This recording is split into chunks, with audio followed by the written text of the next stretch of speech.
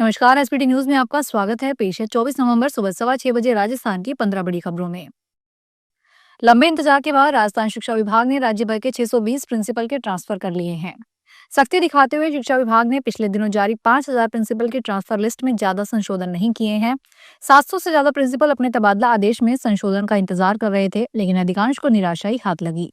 कई बड़े शिक्षक नेताओं को भी इस लिस्ट में शहर से बाहर निकाल दिया गया है। रविवार जारी इस लिस्ट को जारी करने से पहले मुख्यमंत्री सचिवालय से स्वीकृति ली गई। शिक्षा मंत्री स्तर पर तैयार लिस्ट को पहले मुख्यालय सचिवालय भेजा गया था, जहां करीब 1 महीने तक ये लिस्ट अटकी रही।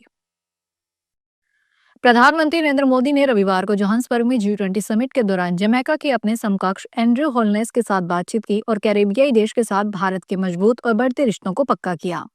प्रधानमंत्री मोदी ने अपने आधिकारिक एक्स हैंडल पर शेयर किया, जोहान्सबर्ग में G20 समिट के दौरान जमैका के प्रधानमंत्री मिस्टर एंड्रयू होलनेस से बातचीत की। भारत और जमैका इतिहास से बनी और सांस्कृतिक जुड़ाव से मजबूत हुई दोस्ती से बंधे हैं। हमारी पार्टनरशिप मिलकर तरक्की करने की गहरी प्रतिबद्धता के साथ बढ़ती जा रही है। राजस्थान में पिछले दिनों सरकार ने पंचायतों का परिसीमन किया है। इसको लेकर कई जगह लोगों में रोष है। रविवार को बूंदी जिले में पंचायत परिसीमन को लेकर मचे विवाद के बीच छपावदा गांव के ग्रामीणों ने बड़ा विरोध प्रदर्शन किया। ग्राम पंचायत बाजट से हटाकर जमीतपुरा में जोड़ने के फैसले से नाराज ग्रामीण सुबह से ही तालेड़ा केशव राय पाटन मुख्य मार्ग पर जमा होने लगे हैं। कुछ ही देर में लोगों ने सड़क पर बैठकर आवागमन पूरी तरह रोक दिया और पंचायत पुनर्गठन के आदेश के खिलाफ नारेबाजी शुरू कर दी। आईपीएल के अगले सीजन के लिए अपने घरेलू मैदान को बदल सकता है। इसके लिए उसने महाराष्ट्र क्रिकेट एसोसिएशन से बातचीत शुरू कर दी है। इसका खुलासा एमसीए के सचिव एडवोकेट कमलेश पिसल ने किया है। उन्होंने यह भी बताया कि रॉयल चैलेंजर्स बेंगलुरु ने भी आईपीएल 2026 में अपने घरेलू मैचों की मेजबानी के लिए संपर्क किया था और उनसे बातचीत जारी है। अब राजस्थान रॉयल्स से हमसे मेजबानी के लिए संपर्क किया है। राजस्थान में तेंदुए का आतंक थमने का नाम नहीं ले रहा है। आए दिन एक के बाद तेंदुए की घटनाएं बढ़ती जा रही है। अब तेंदुए के हमले की ताजा घटना राजसमंद जिले की है, जहां रविवार की सुबह खेत में बैठे एक बुजुर्ग पर तेंदुए ने हमला बोल दिया। बुजुर्ग गंभीर रूप से घायल हो गया। हालत गंभीर होने पर प्राथमिक उपचार के बाद बुजुर्ग को जय उदयपुर रेफर कर दिया गया है। जानकारी के मुताबिक राजसमंद के झोर गांव के एक खेत पर मंगलवार सुबह उस समय हड़कंप मच गया, जब 87 वर्षीय बुजुर्ग जगरूप कीर पर अचानक तेंदुए ने हमला कर दिया। राजस्थान के पूर्व मुख्यमंत्री अशोक गहलोत ने राजस्थान में नियुक्त किए गए जिला अध्यक्षों की नियुक्ति पर प्रतिक्रिया व्यक्त करते हुए कहा कि यह बहुत ही अच्छा चयन है। गहलोत ने रविवार को यह जोधपुर में पत्रकारों से कहा कि कांग्रेस नेता राहुल गांधी और पार्टी अध्यक्ष मल्लिकार्जुन खड़गे ने अभिनव प्रयोग के तहत पूरे देश में जिलों में अधिकतर जगह पर बहुत वरिष्ठ लोगों को भेजा है। लोगों से बात करके और कार्यकर्ताओं से पूछकर छह नामों का चयन किया गया है और पूरी प्रक्रिया के बाद यह फैसला हुआ है। रामजल सेतु लिंक परियोजना के तहत प्रस्तावित 175 किलोमीटर लंबी नहर के लिए ड्रोन सर्वे का काम पूरा हो गया है। सर्वे टीम ने नहर के मध्य आने वाले पूरे क्षेत्र का हाई रेजोल्यूशन मैप तैयार किया है, जिसमें भू आकृतियों, पहाड़, नदी, तालाब, आबादी और सरकारी भूमि का विस्तृत डिजिटल डेटा शामिल है।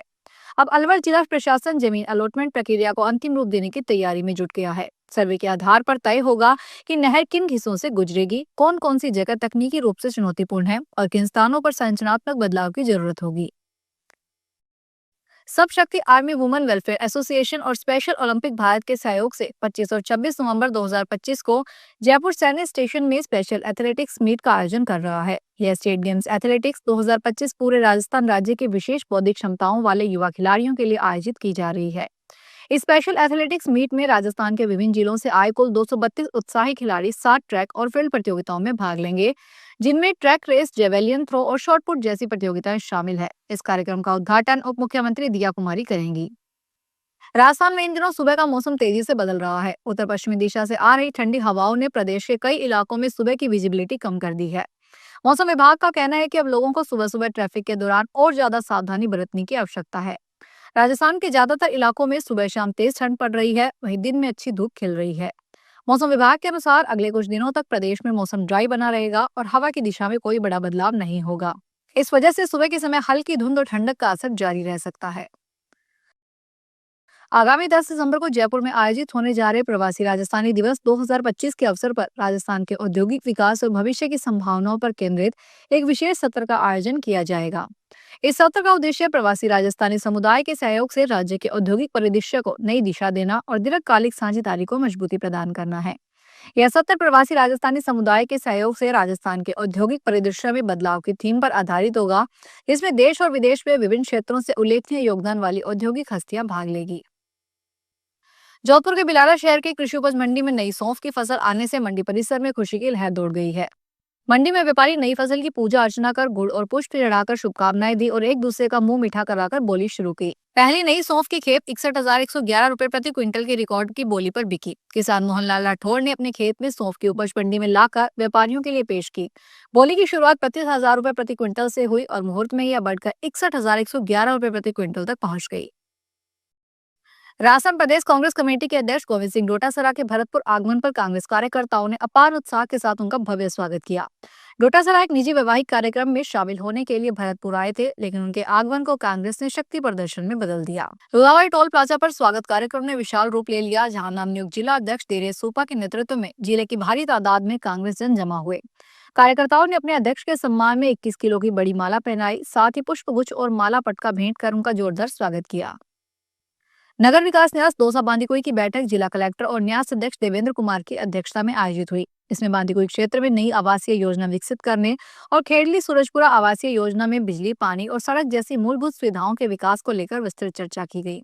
इस दौरान अधिकारियों को आवश्यक दिशा निर्देश दिए गए। न्यास अध्यक्ष देवेंद्र कुमार ने कहा कि राज्य सरकार ने जिले में सुव्यवस्थित नगरीय विकास के उद्देश्य से नगर विकास न्यास का गठन किया है और न्यास इस दिशा में तेजी से कदम बढ़ा रहा है।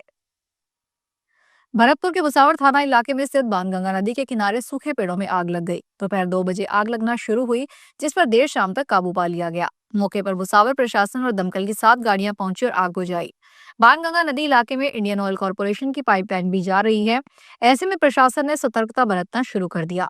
हरवीर चौधरी ने बताया कि वह बाणगंगा नदी के पास चाय की दुकान चलाता है। दोपहर अचानक बाणगंगा नदी के बहाव क्षेत्र में सूखे पेड़ उगे हुए हैं। रणथंभौर अभ्यारण्य की बाले रेंज के क्यारदा कला गांव में एक भालू शहद खाने के लिए पीपल के पेड़ पर चढ़ गया। बिजासन माता मंदिर के सामने भोला जी के चौक पर स्थित पीपल के पेड़ पर मधुमक्खियों के छत्ते लगे हुए थे। भालू रात भर वहीं बैठकर शहद का आनंद लेता रहा। शहद की मिठास में इतना मगन हो गया कि सुबह होने तक जंगल लौटना ही भूल गया। ग्रामीणों ने जब सुबह पेड़ पर चढ़े भालू को देखा तो बड़ी संख्या में पेड़ के आसपास इकट्ठा हो गए। भीड़ और शोरगुल से भालू पेड़ की ऊंचाई पर जाकर बैठ गया। तो ये थी राजस्थान की 15 बड़ी खबरें। अगर आपको हमारा बुलेटिन पसंद आया हो तो वीडियो को लाइक करें, अपने दोस्तों से शेयर करें और चैनल को सब्सक्राइब करना ना भूलें। फिर मिलेंगे नई खबरों के साथ। धन्यवाद। क्या आप भी अपने बिजनेस को पहचान दिलाना चाहते हैं? तो अब वक्त आ गया है बिजनेस के स्मार्ट प्रमोशन का। हम बनाते हैं आपके ब्रांड और संस्थान के लिए ऐसी वीडियो और रील है जो लोगों का ध्यान खींचे और लंबे समय तक उन्हें याद रहे और आपके संस्थान को आगे बढ़ाए। क्रिएटिव स्क्रिप्ट से लेकर फाइनल एडिटिंग तक सब कुछ एक ही जगह पर। हम आपके ऐड को पब्लिश करते हैं हमारे चैनल एसबीटी चैनल के इंस्टाग्राम, फेसबुक और यूट्यूब प्लेटफॉर्म पर। आपका बिजनेस पहुंचेगा हमारे चैनल के लाखों फॉलोवर्स तक, ज्यादा रीच, ज्यादा पहचान और ज्यादा ग्रोथ, क्योंकि अब हर संस्था डिजर्व करती है डिजिटल स्पॉटलाइट। तो कांटेक्ट करें नीचे दिए गए नंबर्स पर 9887396567 9414393284 पर। Thank you so much.